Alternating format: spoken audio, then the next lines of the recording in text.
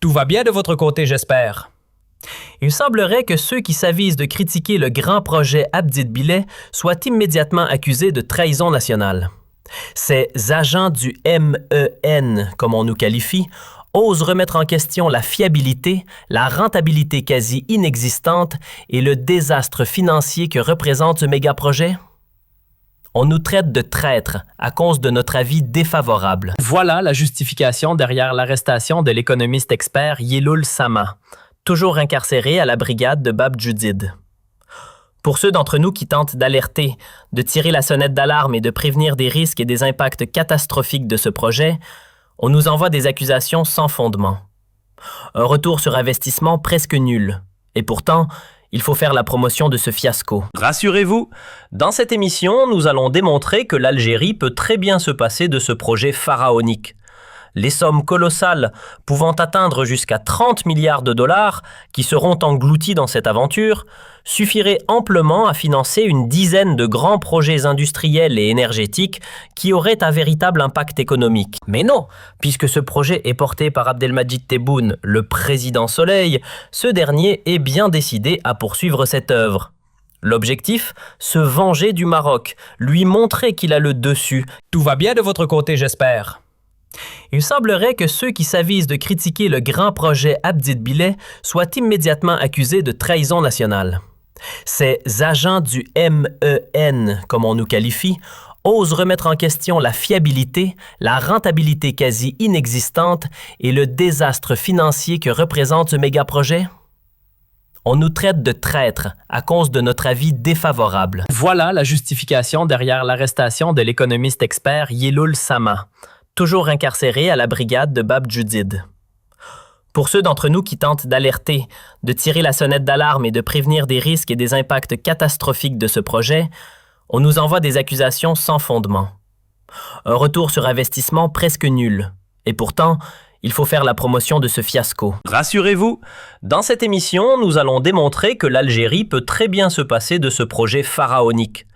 Les sommes colossales, pouvant atteindre jusqu'à 30 milliards de dollars, qui seront engloutis dans cette aventure, suffiraient amplement à financer une dizaine de grands projets industriels et énergétiques qui auraient un véritable impact économique. Mais non, puisque ce projet est porté par Abdelmadjid Tebboune, le président Soleil, ce dernier est bien décidé à poursuivre cette œuvre.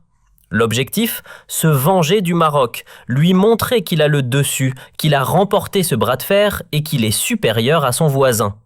Voilà ce qui se cache derrière cette initiative, un ego national, pas une vision économique. En réalité, ce projet est avant tout une affaire personnelle entre Tebboune et le Maroc. Bileh n'a aucun fondement économique solide. Il s'agit uniquement d'un jeu d'ego où Abdelmadjid Tebboune tente de prouver à tout prix qu'il est le plus fort, dans un combat imaginaire contre le Maroc. Permettez-moi de vous éclairer sur ce point, et ce point par point, de manière claire et sans ambiguïté.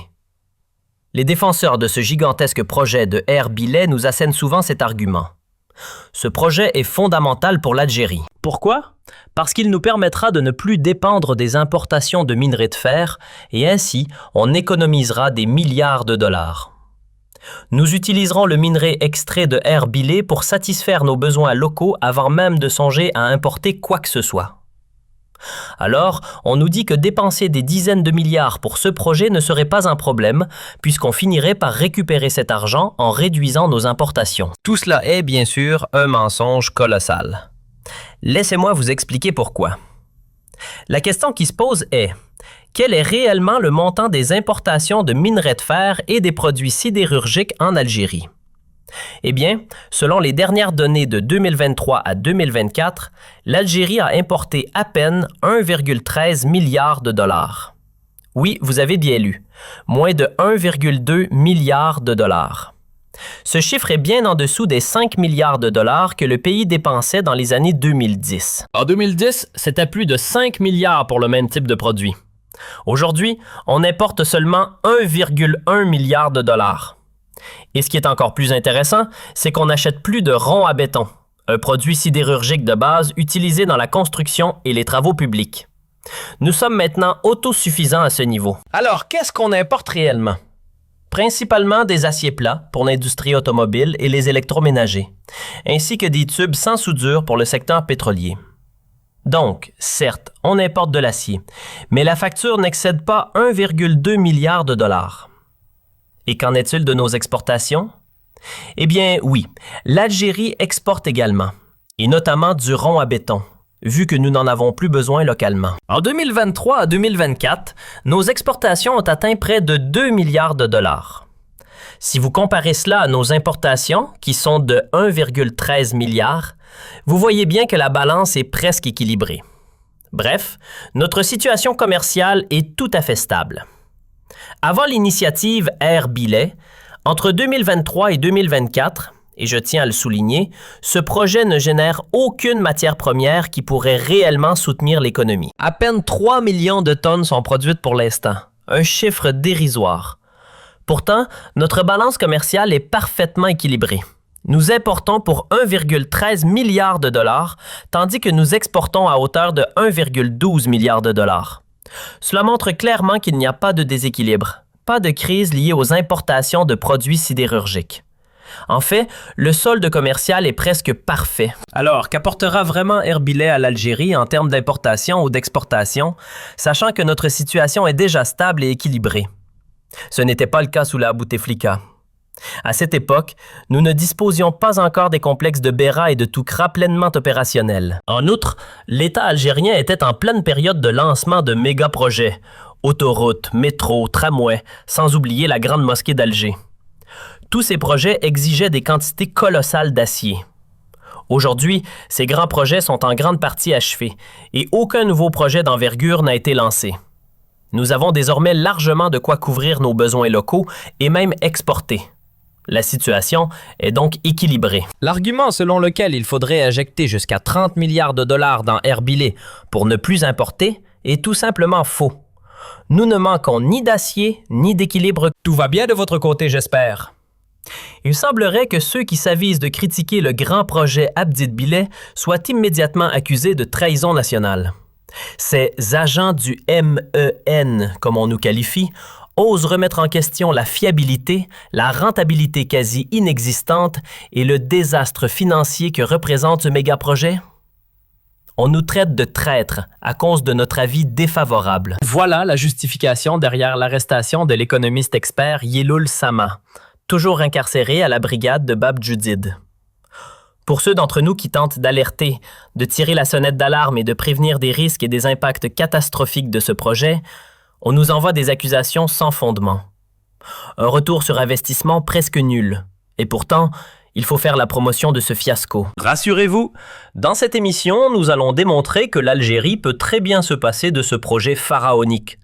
Les sommes colossales, pouvant atteindre jusqu'à 30 milliards de dollars, qui seront engloutis dans cette aventure, suffiraient amplement à financer une dizaine de grands projets industriels et énergétiques qui auraient un véritable impact économique. Mais non, puisque ce projet est porté par Abdelmadjid Tebboune, le président Soleil, ce dernier est bien décidé à poursuivre cette œuvre.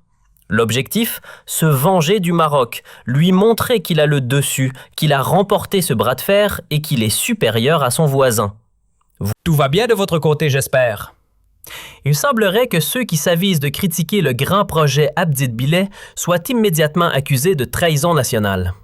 Ces agents du MEN, comme on nous qualifie, osent remettre en question la fiabilité, la rentabilité quasi inexistante et le désastre financier que représente ce méga-projet? On nous traite de traîtres à cause de notre avis défavorable. Voilà la justification derrière l'arrestation de l'économiste expert Yeloul Sama, toujours incarcéré à la brigade de Bab Djoudid. Pour ceux d'entre nous qui tentent d'alerter, de tirer la sonnette d'alarme et de prévenir des risques et des impacts catastrophiques de ce projet, on nous envoie des accusations sans fondement. Un retour sur investissement presque nul. Et pourtant, il faut faire la promotion de ce fiasco. Rassurez-vous, dans cette émission, nous allons démontrer que l'Algérie peut très bien se passer de ce projet pharaonique. Les sommes colossales, pouvant atteindre jusqu'à 30 milliards de dollars, qui seront engloutis dans cette aventure, suffirait amplement à financer une dizaine de grands projets industriels et énergétiques qui auraient un véritable impact économique. Mais non, puisque ce projet est porté par Abdelmadjid Tebboune, le président Soleil, ce dernier est bien décidé à poursuivre cette œuvre. L'objectif, se venger du Maroc, lui montrer qu'il a le dessus, qu'il a remporté ce bras de fer et qu'il est supérieur à son voisin. Voilà ce qui se cache derrière cette initiative, un ego national, pas une vision économique. En réalité, ce projet est avant tout une affaire personnelle entre Tebboune et le Maroc. Erbilay n'a aucun fondement économique solide. Il s'agit uniquement d'un jeu d'ego où Abdelmadjid Tebboune tente de prouver à tout prix qu'il est le plus fort, dans un combat imaginaire contre le Maroc. Permettez-moi de vous éclairer sur ce point, et ce point par point, de manière claire et sans ambiguïté. Les défenseurs de ce gigantesque projet de Erbilay nous assènent souvent cet argument. Ce projet est fondamental pour l'Algérie. Pourquoi? Parce qu'il nous permettra de ne plus dépendre des importations de minerais de fer et ainsi on économisera des milliards de dollars. Nous utiliserons le minerai extrait de Erbilay pour satisfaire nos besoins locaux avant même de songer à importer quoi que ce soit. Alors, on nous dit que dépenser des dizaines de milliards pour ce projet ne serait pas un problème, puisqu'on finirait par récupérer cet argent en réduisant nos importations. Tout cela est, bien sûr, un mensonge colossal. Laissez-moi vous expliquer pourquoi. La question qui se pose est, quel est réellement le montant des importations de minerais de fer et des produits sidérurgiques en Algérie? Eh bien, selon les dernières données de 2023 à 2024, l'Algérie a importé à peine 1,13 milliard de dollars. Oui, vous avez bien lu, moins de 1,2 milliard de dollars. Ce chiffre est bien en dessous des 5 milliards de dollars que le pays dépensait dans les années 2010. En 2010, c'était plus de 5 milliards pour le même type de produit. Aujourd'hui, on importe seulement 1,1 milliard de dollars. Et ce qui est encore plus intéressant, c'est qu'on n'achète plus de ronds à béton, un produit sidérurgique de base utilisé dans la construction et les travaux publics. Nous sommes maintenant autosuffisants à ce niveau. Alors, qu'est-ce qu'on importe réellement? Principalement des aciers plats pour l'industrie automobile et les électroménagers, ainsi que des tubes sans soudure pour le secteur pétrolier. Donc, certes, on importe de l'acier, mais la facture n'excède pas 1,2 milliard de dollars. Et qu'en est-il de nos exportations?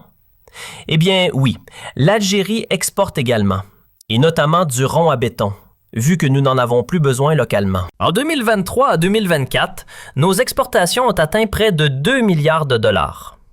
Si vous comparez cela à nos importations, qui sont de 1,13 milliard, vous voyez bien que la balance est presque équilibrée.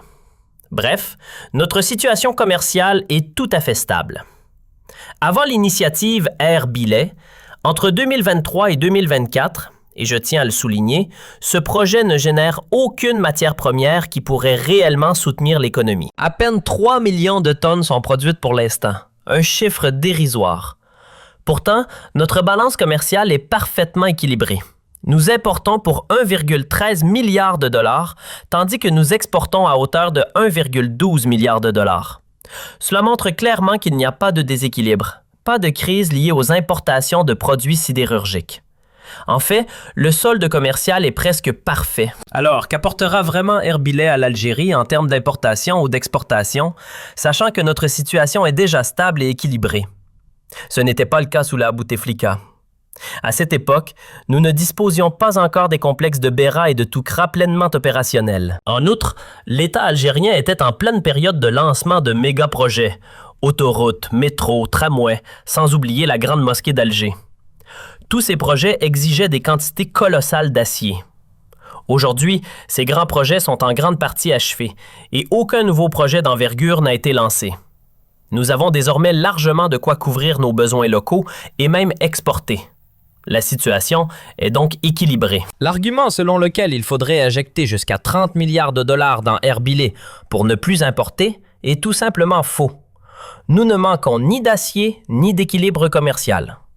Venons-en maintenant à la question du coût de Erbilay. Beaucoup d'entre vous m'interrogent. Abdou, pourquoi mentionnes-tu 30 milliards de dollars parfois et d'autres fois tu évoques un coût de 12 à 15 milliards?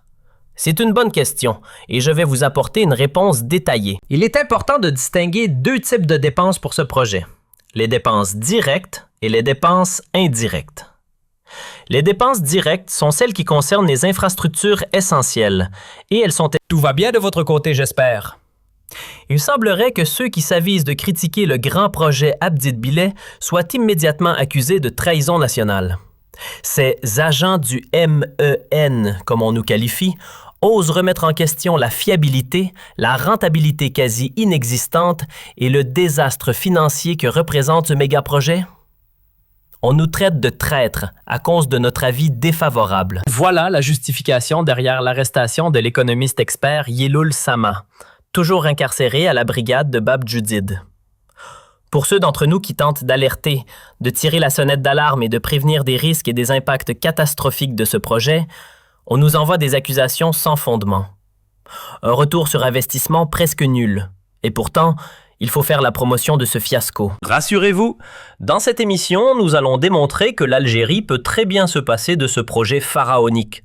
Les sommes colossales, pouvant atteindre jusqu'à 30 milliards de dollars, qui seront engloutis dans cette aventure, suffiraient amplement à financer une dizaine de grands projets industriels et énergétiques qui auraient un véritable impact économique. Mais non, puisque ce projet est porté par Abdelmadjid Tebboune, le président Soleil, ce dernier est bien décidé à poursuivre cette œuvre. L'objectif, se venger du Maroc, lui montrer qu'il a le dessus, qu'il a remporté ce bras de fer et qu'il est supérieur à son voisin. Voilà ce qui se cache derrière cette idée. Tout va bien de votre côté, j'espère. Il semblerait que ceux qui s'avisent de critiquer le grand projet Abdites-Billet soient immédiatement accusés de trahison nationale. Ces agents du MEN, comme on nous qualifie, osent remettre en question la fiabilité, la rentabilité quasi inexistante et le désastre financier que représente ce méga-projet? On nous traite de traîtres à cause de notre avis défavorable. Voilà la justification derrière l'arrestation de l'économiste expert Yeloul Sama, toujours incarcéré à la brigade de Bab Judid. Pour ceux d'entre nous qui tentent d'alerter, de tirer la sonnette d'alarme et de prévenir des risques et des impacts catastrophiques de ce projet, on nous envoie des accusations sans fondement.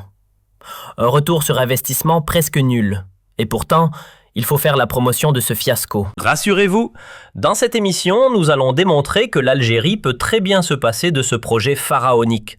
Les sommes colossales, pouvant atteindre jusqu'à 30 milliards de dollars, qui seront engloutis dans cette aventure, suffiraient amplement à financer une dizaine de grands projets industriels et énergétiques qui auraient un véritable impact économique. Mais non, puisque ce projet est porté par Abdelmadjid Tebboune, le président Soleil, ce dernier est bien décidé à poursuivre cette œuvre. L'objectif, se venger du Maroc, lui montrer qu'il a le dessus, qu'il a remporté ce bras de fer et qu'il est supérieur à son voisin. Voilà ce qui se cache derrière cette initiative, un ego national, pas une vision économique. En réalité, ce projet est avant tout une affaire personnelle entre Tebboune et le Maroc. Billet n'a aucun fondement économique solide. Il s'agit uniquement d'un jeu d'ego où Abdelmadjid Tebboune tente de prouver à tout prix qu'il est le plus fort, dans un combat imaginaire contre le Maroc. Permettez-moi de vous éclairer sur ce point, et ce point par point, de manière claire et sans ambiguïté. Les défenseurs de ce gigantesque projet de Billet nous assènent souvent cet argument. Ce projet est fondamental pour l'Algérie. Pourquoi? Parce qu'il nous permettra de ne plus dépendre des importations de minerais de fer et ainsi on économisera des milliards de dollars. Nous utiliserons le minerai extrait de Billet pour satisfaire nos besoins locaux avant même de songer à importer quoi que ce soit. Alors, on nous dit que dépenser des dizaines de milliards pour ce projet ne serait pas un problème, puisqu'on finirait par récupérer cet argent en réduisant nos importations. Tout cela est, bien sûr, un mensonge colossal. Laissez-moi vous expliquer pourquoi. La question qui se pose est, quel est réellement le montant des importations de minerais de fer et des produits sidérurgiques en Algérie? Eh bien, selon les dernières données de 2023 à 2024, l'Algérie a importé à peine 1,13 milliard de dollars. Oui, vous avez bien lu, moins de 1,2 milliard de dollars. Ce chiffre est bien en dessous des 5 milliards de dollars que le pays dépensait dans les années 2010. En 2010, c'était plus de 5 milliards pour le même type de produit. Aujourd'hui, on importe seulement 1,1 milliard de dollars. Et ce qui est encore plus intéressant, c'est qu'on n'achète plus de ronds à béton. un produit sidérurgique de base utilisé dans la construction et les travaux publics. Nous sommes maintenant autosuffisants à ce niveau. Alors, qu'est-ce qu'on importe réellement? Principalement des aciers plats pour l'industrie automobile et les électroménagers, ainsi que des tubes sans soudure pour le secteur pétrolier. Donc, certes, on importe de l'acier, mais la facture n'excède pas 1,2 milliard de dollars. Et qu'en est-il de nos exportations? Eh bien, oui, l'Algérie exporte également, et notamment du rond à béton, vu que nous n'en avons plus besoin localement. En 2023 à 2024, nos exportations ont atteint près de 2 milliards de dollars. Si vous comparez cela à nos importations, qui sont de 1,13 milliard, vous voyez bien que la balance est presque équilibrée. Bref, notre situation commerciale est tout à fait stable. Avant l'initiative Air Billet, entre 2023 et 2024, et je tiens à le souligner, ce projet ne génère aucune matière première qui pourrait réellement soutenir l'économie. À peine 3 millions de tonnes sont produites pour l'instant, un chiffre dérisoire. Pourtant, notre balance commerciale est parfaitement équilibrée. Nous importons pour 1,13 milliard de dollars, tandis que nous exportons à hauteur de 1,12 milliard de dollars. Cela montre clairement qu'il n'y a pas de déséquilibre, pas de crise liée aux importations de produits sidérurgiques. En fait, le solde commercial est presque parfait. Alors, qu'apportera vraiment Air Billet à l'Algérie en termes d'importation ou d'exportation, sachant que notre situation est déjà stable et équilibrée? Ce n'était pas le cas sous la Bouteflika.